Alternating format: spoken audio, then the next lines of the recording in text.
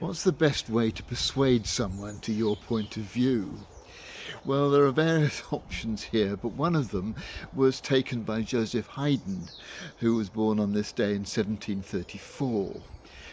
He wrote Symphony Number 45, which is nicknamed the Farewell Symphony, because at the end, in the last movement, the members of the orchestra gradually stop playing, put down their instruments and leave the platform until the movement ends with just two violinists playing on very softly muted violins, until eventually the music dies away, fades into nothingness.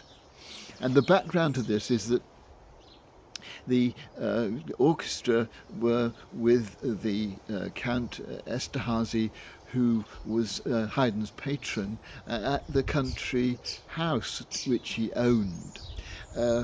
But they'd been there for rather a long time, and so the musicians who had had to travel with him had had to leave their wives and families back in Eisenstadt and hadn't seen them for quite a while. And Haydn was asked by the members of the orchestra to try and persuade the Count to allow them to return home. And so each musician putting down his instrument and gradually leaving the stage is a way of saying, I want to go home.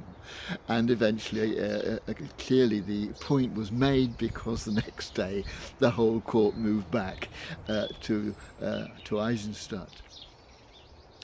But it made me wonder what it was about this method that was successful. One of them, I'm sure, is the use of humour. I think if we can make our point to anyone that we want to persuade in a humorous way, in a light-hearted way, it's much more likely to be accepted.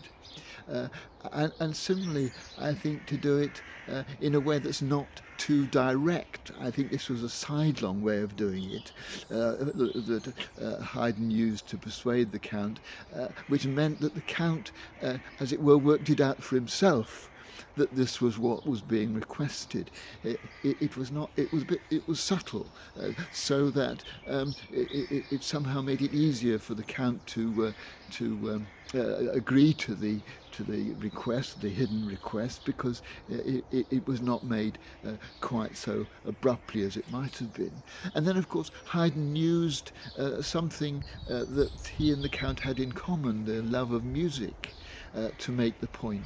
And often I think if we can find some way of acknowledging our joint interests and joint concerns with someone whose ideas we're trying to change before we perhaps put forward our alternative view, I think we're perhaps more likely to gain success.